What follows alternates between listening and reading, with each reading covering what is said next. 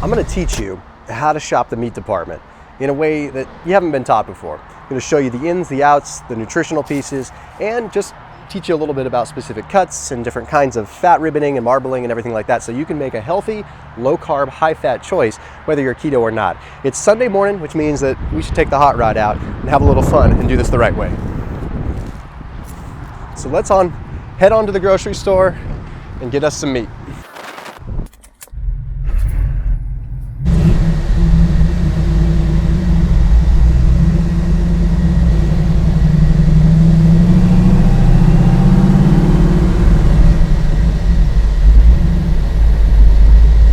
So the purpose of this video is to be able to go in a little bit more detail in a specific area of the grocery store. So I do these videos all the time where I do grocery hauls, and I go, a lot of times they end up being an hour, and that's a long time. It's a lot of time for people to really commit to watching a video.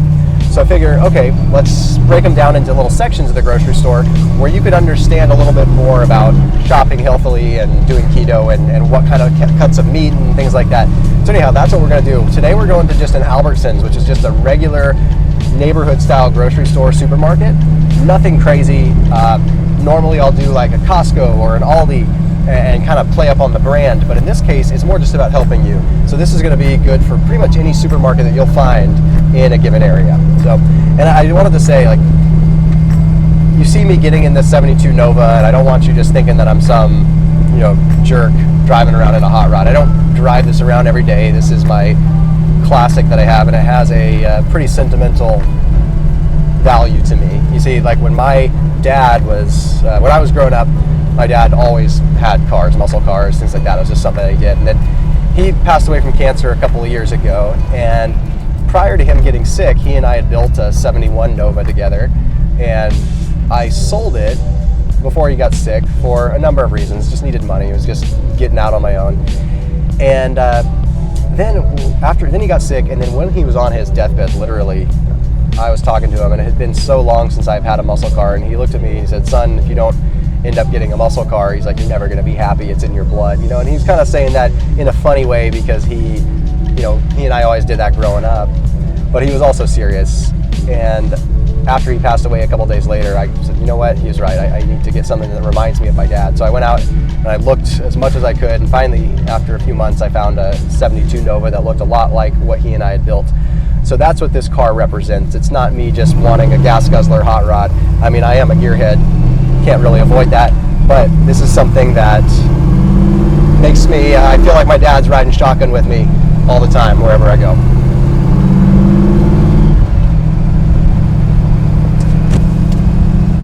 So normally we end up getting kicked out of grocery stores. No video more inside the store. Okay. Yeah, no, Thanks. done. Thanks a lot. Okay, when we do these videos, but I think this one will be pretty discreet and pretty quick, so I don't think we're gonna have a problem. A lot of times we just get kicked out because they don't understand what we're doing. They don't know that we're doing something positive. They think we're just filming where we shouldn't be filming. So I think we'll be cool here, but it's always a little bit of suspense to see if it's gonna happen. So we'll head on in. This is a simple Albertsons. I am gonna grab some stuff too. One thing to note is, normally if you're getting seafood, try to get it from the actual seafood guy back here. Don't just try to get it prepackaged. I will explain some of this stuff, but let's go ahead and let's take a look at the actual packaged meat area. That way we get a little bit more of an idea. Just because we could actually read the label and look at things a little bit cleaner. That's perfect because it's like in its own little cove. All right, so we'll start with the poultry section just so we can get this out of the way. First and foremost, on keto, if you're doing any kind of low carb or keto stuff, if you're gonna go for a white meat, go for a leaner white meat. Okay, the hard part is with the fat that's in poultry, it's a low quality fatty acid profile, okay? So because chicken is normally fed so much in the way of soy, so much in the way of just estrogenic stuff, it all ends up getting stored in their fat. Beef isn't nearly as bad as chicken in this sense, like chicken and turkey. So it makes it tough because you want to eat the fattier cut of meat, you want to eat the thigh, you want to eat the full drumsticks and stuff like that. And in moderation, that's okay. But you have to remember, if you're going to be eating a lot of it, you're going to be taking in a lot of omega-6s. We want that balance of omega-3 to omega-6 to be much better than that. So I usually recommend staying away from this. And if you can, if you're going to get this kind of stuff, try to get at least an organic form of the chicken thigh and drumsticks and stuff like that. Now, I want to make a quick mention on turkey. If you're looking at turkey versus chicken, chicken is generally better than turkey. Turkey is loaded with a bunch of hormones and loaded with a bunch of antibiotics. The conditions in which they raise turkey is much worse than chicken, generally speaking. So you're gonna be better off getting some chicken than you are turkey, even with the leaner cuts. The other thing that's important to note is people don't always realize this, and this stuff looks gross for people, but like you can get the livers and the organs and stuff, and it's actually pretty darn inexpensive. Chicken liver, beef liver is going to be a little higher quality, but it's important to know this stuff because if you're looking, if you're doing keto, if you're doing any kind of fasting, this is going to be probably one of the healthiest ways for you to get minerals, but I don't want to gross you out on this video. We'll do a whole separate video on that at some point. Might wait a second. All right, so you're back on the chicken here for a second. What we have to remember again is, yes, you're going to go lean, and that doesn't seem like it's keto, but you're going to add your fats from other sources, okay? The fats that you're going to get from chicken are going to be so low quality anyway. I'd rather you get a lean chicken and then go ahead and add some healthy olive oil or things like that to get your monounsaturated fats. So it's like here, we're getting down to a pretty slim pickings here. The nice thing is, this isn't organic, but it is no antibiotics ever. That is a very important thing to read because if it says no antibiotics, it doesn't mean no antibiotics ever. Okay, so I like that Foster Farms is doing this. It still means that it's probably, vegetarian fed doesn't mean anything. Soy is vegetarian, GMO soy, nasty stuff. But I do like this. This is the kind of thing you want to look for.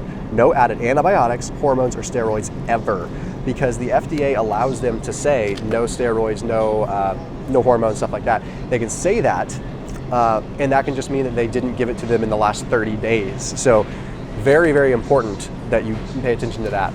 Here's something interesting. I just did a video that talked about a study on this that showed that ground chicken or ground meat in general absorbs a lot faster than regular meat in terms of protein synthesis. It actually triggers more of a muscle building response much faster, but then still stays in the system just as long as this form. So I'm a huge fan of getting ground chicken and things like that. Now, see how this has no growth promoting antibiotics. Let's see. Okay, no added hormones, steroids ever. So it's not organic, but that's okay with me. I'm okay with this. I'm gonna get some of this. So ground chicken. And see, even when we get back to the fattier cuts of meat, they still say no antibiotics ever, but it's that low quality fat that I just don't want. Whereas at least with the ground chicken, this is ground chicken breast. Okay, if you don't get ground chicken breast, you're gonna end up with something that's like 90%, so it's still gonna be like 10% fats. Let's see here. Is there any chicken breast that I feel comfortable getting? Let's see, here we go. Perfect example, no added hormones. So chicken raised without added hormones, it just doesn't mean that it is ever. Actually, wait, I'm sorry, this one says a big sign on it. My mistake. That's a perfect example. Marketing 101. Don't make it so obvious that you miss it. I actually like this. So, air chilled. Okay, this is something important to know too. It means that it's cleaned and it's antibacterial in a specific way. They air chill it, which holds on to some of the nutrient value. So I'm gonna go for this for my chicken breast. So look for air chilled whenever possible. Look for no antibiotics ever. Vegetarian fed doesn't really mean anything unless you're really particularly paying attention to that. Chicken over turkey. And then when we get down to like the ground turkey and stuff like that, again, it's okay, but I went for the ground chicken instead of the ground turkey. I also like the taste a little bit better. Okay, and then you're gonna see these things. I highly recommend just staying away from this. Let's see. Yeah, look at those ingredients. Okay, I'm gonna grab this just so we can have it for footage. Oops. Oh, sorry about that. All right, now we're gonna move into pork for a second. Pork is complicated. Pork is actually a pretty clean meat. Now, I'm not a big fan of how most pork is raised, okay? They don't treat them very well. When it comes down to pork, there's a few things you want to be paying attention to. The marbling in pork is not as healthy of a fat. The thicker ribbons of fat are a healthier fat. So a little example here is like, see how this one's heavily marbled with lots of fat marbled in between. And this one has a thicker ribbon of fat. That's what you want to go for. You want to go for the leaner actual protein and then the fat you want to have on there just to kind of cook with, because this is usually a poorer fatty acid profile. So again, with pork, go for as lean as you possibly can and give the fat as the ribbon. The same kind of thing with bacon. That's the nice thing, is the thicker the cut of bacon, the thicker the ribbon of fat. Not only does it give you the option to rip it off and take that ribbon of fat off, it also tells you it's a higher quality of fat. Here's a perfect example. Okay, right? Like here's pork belly. That's why pork belly is actually a really good quality fat. Manager Special, that's 30% off. I'm gonna get some of that. Okay, so it's perfect. Not only the fat is there, and the more that it is subcutaneous fat and not like the visceral marbled fat for the pig, is a higher quality fatty acid profile for you. So what's interesting is that pigs have one of the highest quality monounsaturated fatty acid contents. That means that they have a fat that gets converted into ketones easily. They have a fat that gets mobilized easily. It's just good quality stuff. Also, the amino acid profile of pork is one of the best. There's a lot of different options here. People ask about ribs all the time. People ask about ribs all the time. The thing with ribs is it's so heavily marbled, and a lot of times you're not going to get good quality stuff. So like none of this is, definitely no organic. It's hard to find organic pork in the first place. One of my favorite things to do is to take like a big loin or something like that and actually just cook it in a really clean way. Just bake it, whatever you want to do. Put it on a rotisserie. That way you can just cook off and drip off a lot of the excess fats. Okay, let's go ahead and let's spend some time in the beef department, because I think this is where people really want to know what's going on. And all right, now we're gonna spend some time in the beef section. There's a lot going on here, a lot of different things that we can talk about. So where to start? Okay, first thing that I noticed is the Beyond Meat. And I'm just gonna go ahead and touch on that really quick, because yeah, there's no soy or no gluten, but let's take a look at the ingredients. Water, pea protein isolate, expeller pressed canola oil, the highest omega-6 fat that you could possibly get, refined coconut oil, rice protein. Look at the ingredients, it's just a bunch of stuff. But the expeller pressed canola oil is the third ingredient. Most of the fat coming from this is canola, so it's not a good substitute. It's not something that you're gonna get any healthy benefit from. Even if you are a plant-based eater, I would recommend not going with that, okay? Sorry, I'm trying to be a little bit discreet here just because there's a lot of people. I just wanted to make sure I touched on that first. Okay, let's take a look at some of these cuts here. So the cut of meat makes a big difference in the fatty acid profile once again. Okay, I usually like to go for ground meat, and we'll talk about that in a second, because it gets a plethora of the different fats. One of the things, obviously, that I talk about all the time is going grass-fed, grass-finished whenever possible, which is very difficult to find at the grocery store. I don't even know if I'm gonna be able to find truly grass-fed, grass-finished meat. That's one of the reasons I wanted to do this video, was to outline this. Here's a good example. Okay, so this is a tenderloin steak, right? Grass-fed, free range, but it's not grass-finished. I don't care if it's organic, okay? So they can charge an arm and a leg for it because it's grass-fed and it's organic.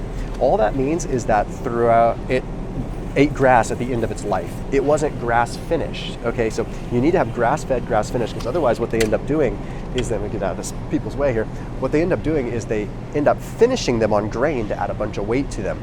So that ends up throwing off the fatty acid profile. It's more important to have a fatty acid profile based upon the last 30 days of the animal's life than it is throughout the rest of the life, because fats move fairly quickly through the system like that.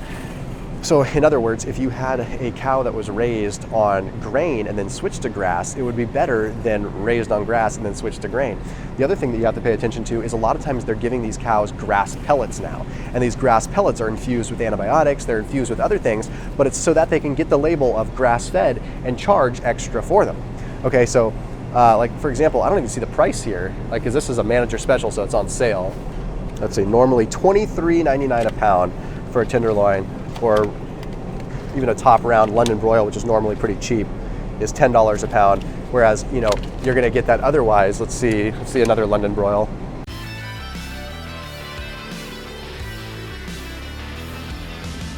Oh, here you go. Oh, okay, so, or here's a different London broil, obviously a different kind of cut a little bit, but $6.99 a pound. So basically, you're basically getting the same thing, but you're paying more because it has the grass-fed label on it. I don't even see grass-fed, grass-finished here.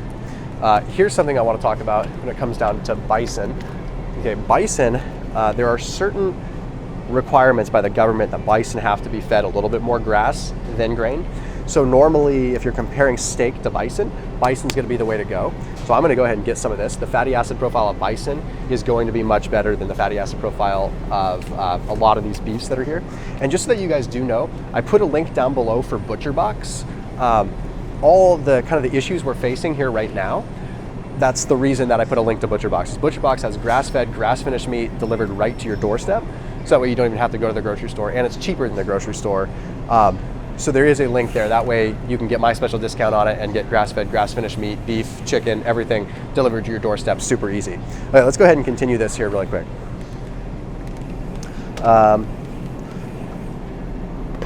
People wonder about Kobe beef. All that is just raised a certain way, different kind of cow. Doesn't really make a whole lot of a difference. Here's grass-fed ground beef again.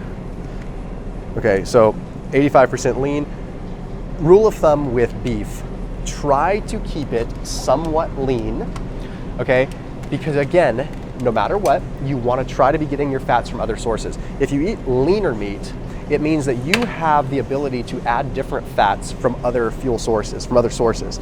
For example, you can get fats from macadamia nuts, from your avocados. You can get the different fats that you need to actually have a wide diversity of fatty acids, not fall victim to being at the mercy of whatever fatty acid profile is in the meat. For example, if you only ate one brand of steak and only ate that day in and day out and day in and day out, you would have a serious deficiency in certain fats and fat-soluble vitamins because you're at the mercy of what is in that particular meat.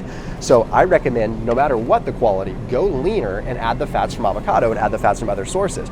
That's the other thing. Grass-fed, grass-finished is significantly leaner, so you end up not having to deal with that. Chorizo, that's pork. We're not going to go down that rabbit hole right now. I'm struggling here to find good. So the only grass-fed stuff I can find is here. I can't find any grass-fed, grass-finished, which is a little bit frustrating. Okay, well, let's talk about the cuts of steak for a second here, just so you have an idea. If you're going to go for like the leanest kinds, okay, so I like to usually cook with any kind of like flank steaks and stuff like that. So we've got top round, we've got eye of round, which is going to be a really good thin steak. I like to cook with those because they feel like they're tender enough, but they're not heavily marbled into fat. Again, you're getting the vibe here, right? I like to keep an understanding of how much fat I'm consuming.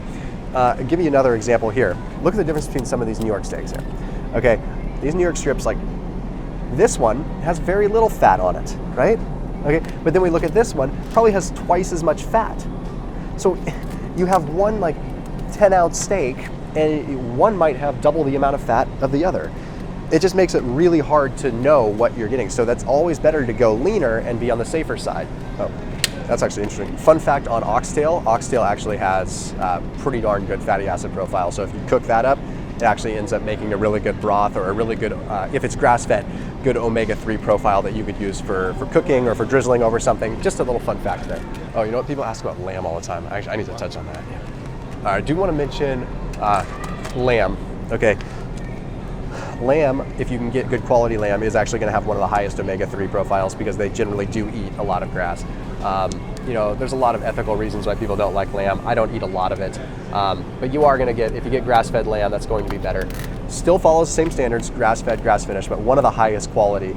You see how dark red it is? That's a good indicator of how much iron is in it too. Okay, very oxygenated, very tender. That's going to obviously be much higher in the minerals that you need. Remember that a lot of times if you take an iron supplement, you're not getting iron in the actual bloodstream. You're getting it in the bloodstream, but you're not getting it in the actual tissue and the cells that it needs to be in. There's a difference between iron in its unbound state and its bound state. So point is there's no substitute for getting iron in a good, healthy, whole food source. Getting it in a supplement is not the same way. Okay, we're gonna take a quick trip over to the bacon section because it's getting a little crowded here. I wanna teach you about bacon. Bacon is not bad, first of all. Pork bacon is actually higher quality than turkey bacon. I took a quick look in here earlier just so that I could get an idea. Most of the bacon is going to have a lot of preservatives. Let's just take an example here. Water, salt, sugar, sodium phosphate, sodium erythropoietate, sodium nitrite. You can't really get around it a lot of the times. Just in order for it to be in the refrigerated section for a long period of time, it has to have a degree of preservatives. First thing, I don't want you to be concerned with nitrites and nitrates. That's not as big of a deal as you would think. Those are naturally occurring in the body usually, and they're usually coming from celery and stuff anyway, so I don't want you to be concerned with that. But one thing that you do want to look for is a lot of times they'll have a special label that says, like keep refrigerated, stuff like that. That's usually pork raised with no antibiotics, so they want to have it refrigerated below a certain temperature. Look at the ingredients there. Pork, processed with water, salt, and celery powder. So celery powder, similar to nitrites, right? Because it's still coming from celery. So I'm going to get this one. Minimal ingredients as possible with pork. There's an ease of use factor too. Like if we go for the fully cooked stuff, see you're seeing those same ones, sodium phosphate, sodium. So sodium erythropoietate is the one that I don't like. the phosphate's not too bad because that's really just extra minerals, to be completely honest. So I'm gonna go for that one. People always ask about the Applegate. Still the same kind of thing. So Sunday, uncured bacon with the Applegate. Let's see, what do we have here in the way of ingredients? It is gluten and casein free. Ingredients: pork, water, and sea salt. Still contains 2% of the following: cane sugar. So that's actually pretty good stuff. So bang for the buck wise, well, that Zoe's is still cheaper. Okay, so then you start looking at just cross-referencing that. And you compare $5.99 here for 50 cents per ounce, or I could go with, you know, a lower quality bacon, and I'm paying 37.5 cents per ounce, or 43. I mean, we're talking a 7-cent difference to get the good stuff. I'm just saying, it's just kind of a no-brainer. We'll talk and walk here in a second. The thing is with bacon is that, like I said before, you're getting that fattier ribbon of fat. And like if you look at this, see how the fat's not really marbled too much? It is a little bit, but it's usually a fattier ribbon. Again, that's gonna cook off. That's gonna cook off, and that's gonna actually provide you what you need to actually like cook the bacon. So the thicker the ribbon of bacon with pork, the better. Turkey bacon, all that is ground and compressed turkey. And then they compress it into like basically a little thin patty that they call a strip of bacon. So I think that wraps up this. Let's go ahead and let's head out and check out. Now that you have an understanding of a little bit more of the meat department, we can go into a lot more detail. Obviously, it was starting to get a little crowded there and had to cut it short. I could have spent a lot of time talking about the different beefs and things like that, but I invite you to check out a lot of my videos. There's also, I did a video a while ago that talked about the link between red meat and cancer and stuff like that. Just so you know, the link with red meat and cancer more so has to do with what are called heterocyclic amines. It has to do with the cooking process. When it's cooked at a high heat and the fat drips onto the grill and then causes a reaction, it's the charring that denatures that causes a problem. So let's go ahead and check out, head back home, and enjoy a little bit of meat. More typical than I thought. Yeah, seriously, dude. Got ourselves a little meat. Hopefully you got a little education out of this. Try to keep it simple. Again, if you have ideas for future videos like this, where we just do little sections of the grocery store, please do put them down in the comment section below, because it's really nice to do these quick little digestible pieces where I can go into a little bit more depth without boring someone for 4 hours on a full grocery haul video. In fact, if you want more information just on specific cuts of meat and things like that too, put them down in the comment section below. So as always, make sure you're keeping it locked in here on my channel. I'll see you in the next video.